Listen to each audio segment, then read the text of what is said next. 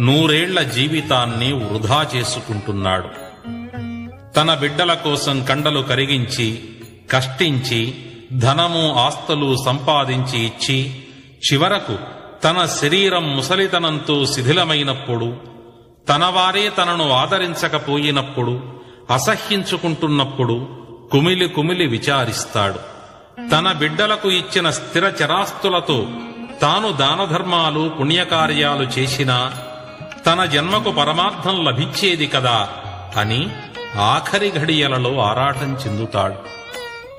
నీరు మొత్తమూ వెళ్లిపోయిన తరువాత చెరువుకు కట్ట ఎంత గట్టిగా వేసినా ఏమీ ఫలితం ఉండదు.